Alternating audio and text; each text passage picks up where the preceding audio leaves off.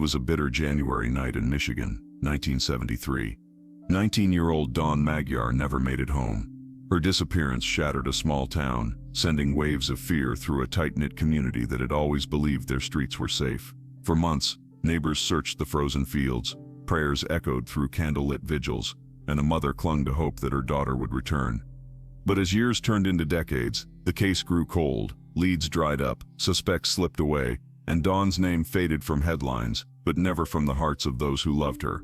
Then, nearly 30 years later, a preserved scrap of evidence, something investigators had carefully stored and nearly forgotten, would unleash a new kind of justice. Modern DNA technology would do what countless manhunts and interrogations couldn't: unmask a predator who thought he had buried his crime forever. After Dawn's murder, life inside the Magyar home changed forever. The house that was once filled with her laughter became quiet. Every corner held a memory: the sound of her footsteps on the wooden floors, the scent of her perfume in the hallway, and the framed school photo that now seemed to watch over the family like a ghost frozen in time. Eleanor Swan, Dawn's mother, carried the heaviest burden of all. She had not only lost her daughter, she had lost the bright future Dawn was supposed to have. But she didn't collapse. Instead, she poured all her strength into raising Dawn's little boy, Peter. He was just a baby when his mother's life was stolen. Eleanor became both grandmother and mother to him. She made sure he was loved, protected, and raised in a home that remembered Dawn every single day. But behind her calm face, Eleanor's heart ached constantly.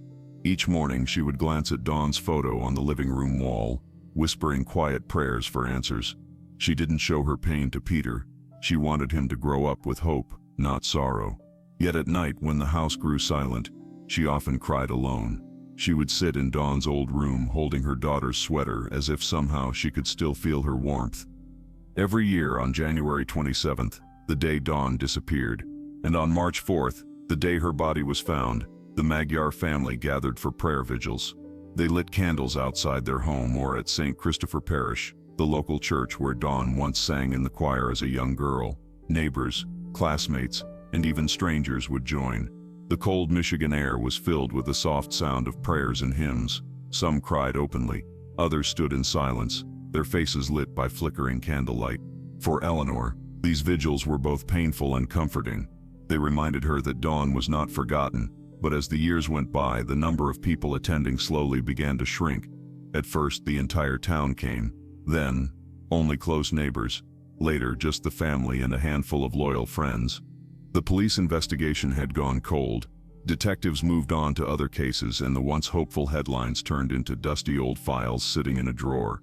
New families moved into the neighborhood who didn't even know Dawn's story. Reporters stopped calling. Time didn't heal. It only made the silence louder. Peter grew up watching his grandmother hold on to hope. Even though he was too young to remember his mother, he could feel the weight of her absence. On vigil nights, he stood quietly beside Eleanor, holding a small white candle in his tiny hands. He didn't fully understand why everyone was crying, but he knew it mattered. He knew someone important was missing. For Eleanor, every passing year was a mix of pain and determination. She refused to let her daughter's name fade away. She kept newspaper clippings, police reports, and Dawn's belongings safely stored, waiting for the day someone would finally bring her justice. Friends sometimes told her to move on, but a mother's love doesn't have an expiration date. As the 1980s and early 1990s rolled by, new tragedies took over the news. Dawn's story was pushed further into the past. Many in the community began to believe the killer would never be found. Some even whispered theories that it must have been a stranger passing through, or that the trail was too cold to follow anymore. Hope slowly faded, like a candle burning too long in the wind. But inside Eleanor's heart, a small flame never went out. She raised Peter with love, kept Dawn's memory alive, and prayed that someday, somehow, someone would finally speak the truth. Peter Magyar grew up in a home where love and loss lived side by side. He was too young to remember his mother Dawn, but her presence surrounded him every single day. Her photos were on the walls, her smile shone from family albums, and her name was whispered in daily conversations and prayers. He knew she was important. He also knew something terrible had happened to her, even before he was old enough to understand what murder meant. Eleanor Swan, his grandmother, became the center of his world. She fed him, tucked him into bed, took him to school, and told him bedtime stories. But unlike other children, Peter's bedtime stories often included gentle memories of his mother. Eleanor would tell him how Dawn loved to sing, how she had a bright laugh, how she used to pick flowers with him when he was just a baby. She wanted Peter to grow up knowing who his mother was, not just as a name in a police file, but as a real person who loved him deeply. Peter was a quiet child. While other kids talked loudly and played without a care, Peter often sat alone, drawing or looking through old photo albums. His drawings were simple: houses, trees, and sometimes a smiling woman holding a little boy's hand. Even though he couldn't remember his mother's face clearly, he often drew her as he imagined her young, kind, and always beside him. At school, things weren't always easy. As he grew older, some children whispered behind his back they had heard the story from their parents. "That's the boy whose mother was murdered." Those words stung, even if they weren't said to his face. Sometimes cruel kids asked questions he didn't want to answer. Other times, teachers treated him with extra softness, which made him feel different. Peter didn't talk about his feelings much. He didn't cry often, and he rarely asked questions. But inside, he carried a quiet sadness, a feeling of being incomplete. He would sometimes see other kids with their mothers at school events or family gatherings. He watched how they held hands, how mothers kissed their children's foreheads, how they called their names lovingly. He didn't say anything, but those moments made his heart ache. His father remained in his life, but grief had built a wall between them. His father struggled to talk about Dawn. The pain was too deep, too raw. So instead of open conversations, there was silence.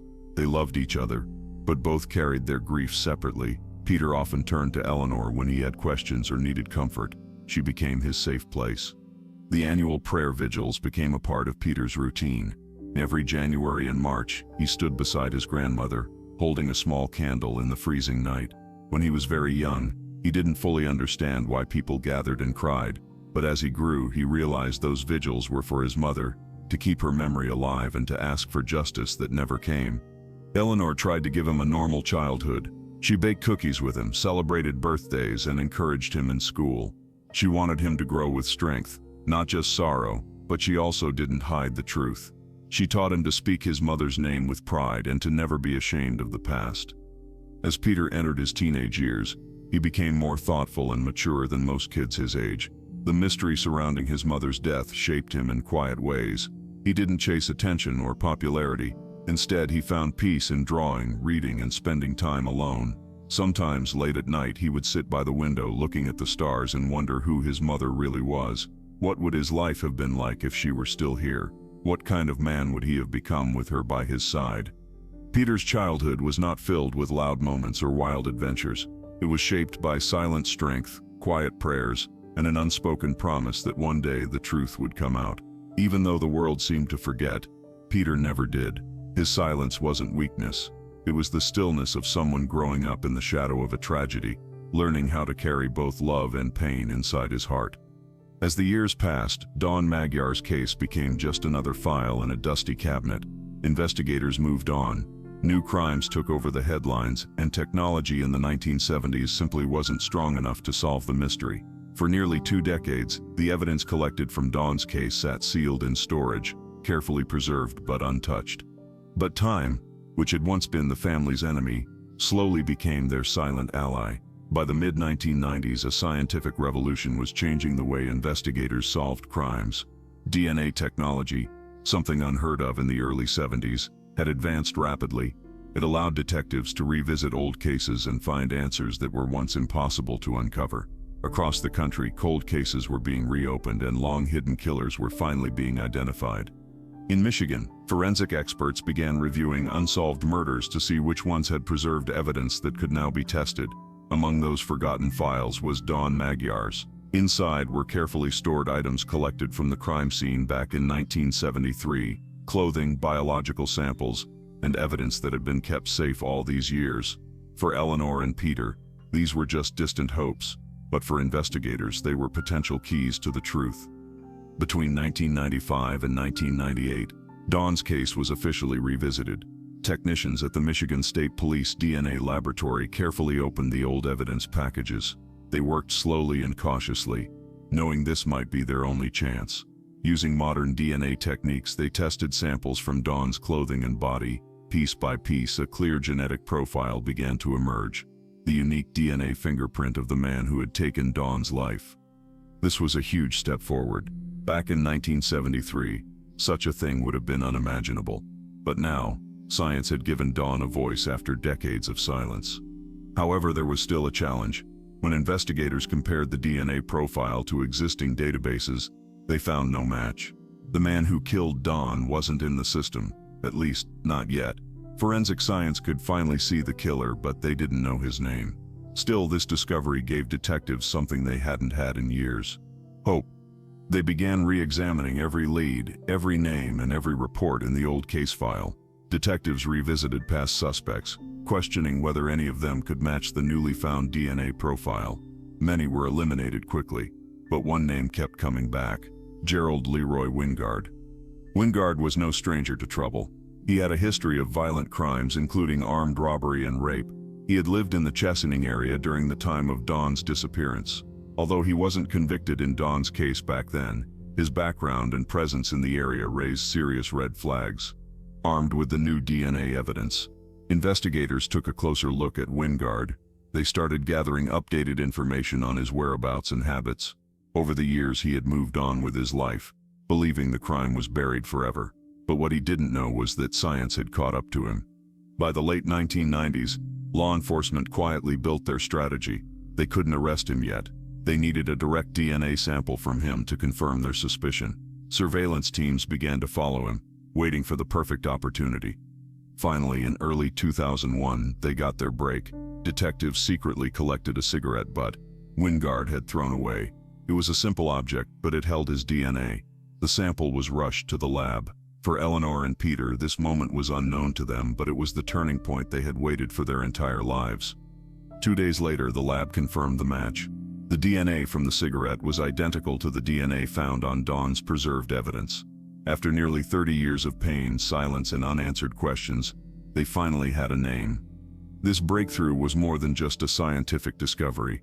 It was justice waking up after a long sleep. For the Magyar family, it meant that Dawn's story wasn't forgotten. For investigators, it proved the power of persistence, and for the killer, it marked the beginning of the end. When investigators received the DNA match in early 2001, the silence that had surrounded Dawn Magyar's case for nearly 3 decades was finally broken. After years of frustration and dead ends, they now had undeniable scientific proof pointing straight to one man: Gerald Leroy Wingard. Wingard had been living quietly, blending into ordinary life, never imagining that a cigarette he carelessly threw away would reveal the dark secret he had kept hidden since 1973. Detectives quickly secured an arrest warrant, knowing they finally had the evidence they needed to bring him to justice. On March 7, 2001, law enforcement officers surrounded Wingard's home. It was a calm morning, but the atmosphere was heavy with the weight of long-awaited justice. Wingard was taken into custody without resistance. Neighbors stood outside in shock. To many, he was just a quiet man who kept to himself. Few could have imagined that he was the man behind one of Michigan's most haunting unsolved murders. When the news reached Eleanor Swan and Peter, it felt unreal. For so many years, they had lived with questions and pain. Now suddenly they had a name and a face. Eleanor, with tears in her eyes, whispered, "Dawn, they found him." It was a moment she had dreamed of, but part of her heart still trembled. Justice had taken so long, and the journey wasn't over yet. Wingard was charged with first-degree murder. In the interrogation room, he denied everything. He insisted he had nothing to do with Dawn's death. But the DNA evidence was irrefutable. It tied him directly to the crime scene. His past crimes painted a clear picture of a dangerous man who had simply escaped justice for too long. The trial was scheduled for November 2001, and as it approached, emotions ran high. For the Magyar family, this wasn't just a legal battle, it was decades of pain finally being spoken aloud in a courtroom. The media revived the story, and many people in the community who had lived through the tragedy watched closely. Some attended the trial in person, remembering the frightened days back in 1973 when Dawn disappeared. Inside the courtroom, the prosecution presented a powerful case. They laid out the timeline of Dawn's disappearance, the evidence collected from the crime scene, and most importantly, the DNA match that tied Wingard to the murder.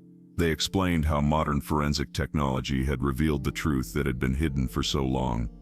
Witnesses, investigators, and experts testified. They spoke about the careful preservation of evidence, the testing process, and the exact match found between the crime scene samples and Wingard's discarded cigarette butt.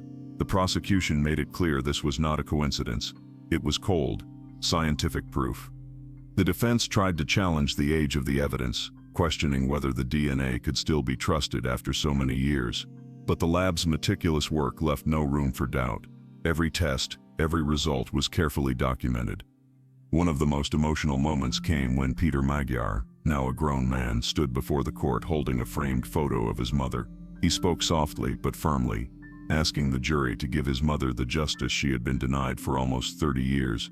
Many in the courtroom were moved to tears.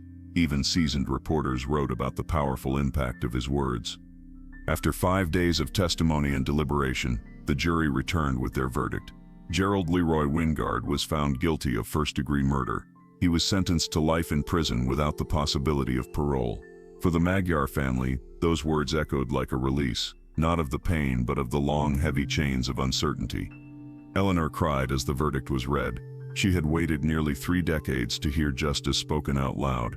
For Peter, it was a moment that brought both relief and deep emotion.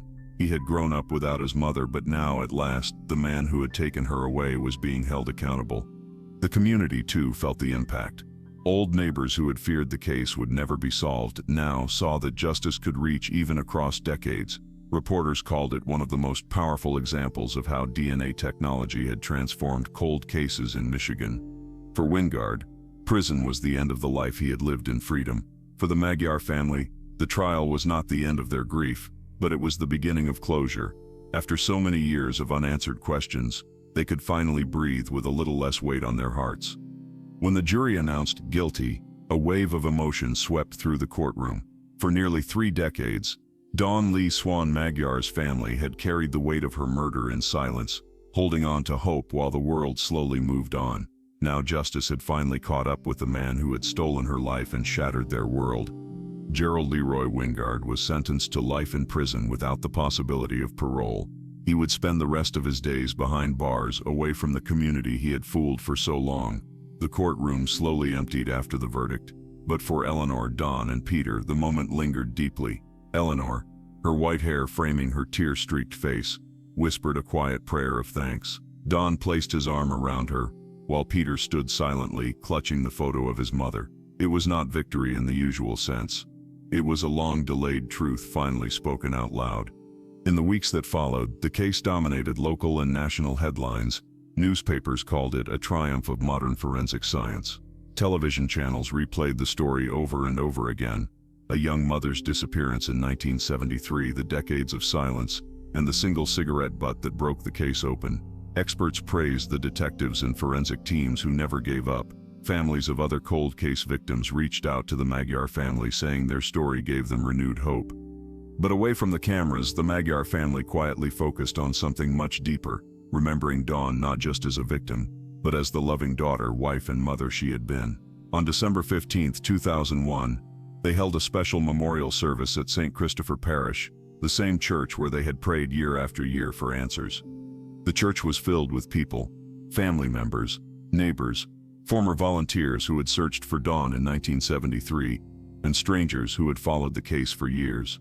As hymns echoed through the hall, many wept openly. Peter, now a grown man, stood near his grandmother, holding a candle in his hand. This time it wasn't just for hope, it was for closure. At the graveside where Dawn had been laid to rest almost 30 years earlier, Dawn spoke with a trembling voice. For 28 years, we came here with questions. Today we come with answers. Dawn finally has justice. Eleanor then read a letter she had written to her daughter. In it, she told Dawn how Peter had grown up to be a kind, strong man, how the family had kept her memory alive, and how the truth had finally emerged. Her words brought many in the crowd to tears. In the years that followed, the Magyar family continued to honor Dawn's memory by supporting cold case advocacy groups. Peter became an active voice for victims' families, sharing his mother's story across the country. He reminded people that cold cases are not hopeless, that evidence, when preserved carefully, can speak years later. He spoke at community events, schools, and law enforcement gatherings, urging investment in forensic technology and never giving up on the families left behind. Meanwhile, Wingard lived out the rest of his life in prison. His appeals were rejected, and he died behind bars in August 2022. His death closed the final chapter of a story that had stretched across generations. For Chesaning, the small Michigan community where Dawn once lived, the case left a lasting mark. People often talked about how evil can hide in plain sight, how a quiet neighbor could carry such darkness. But the story also reminded everyone that truth can survive, even when buried under decades of silence. For Eleanor and Peter, justice did not erase their pain, but it brought peace. The unanswered questions that had haunted them for so long were finally resolved. Each year on January 27th and March 4th, they still held their prayer vigils. But now those gatherings felt different, less about pleading for answers, and more about celebrating Dawn's life and the strength of a family that never gave up. Dawn's story became more than just a local cold case. It became a powerful example of how love, persistence, and science can bring justice even after decades. It showed the world that time may delay justice, but it cannot erase it. For nearly 3 decades, Dawn Lee Swan Magyar's case stood as a painful reminder of how justice can be delayed, but not denied. Her family's unwavering hope, combined with the power of DNA technology, finally gave a voice to the evidence that had been silent for so long. Dawn's story is more than a solved mystery. It's a testament to love, perseverance, and the power of never giving up, no matter how much time has passed. If you believe cold cases deserve answers and victims deserve justice, help keep their stories alive. Like this video, share Dawn's story, and subscribe so more forgotten cases can find the spotlight they need. Your support could help bring another family the closure they've been waiting for.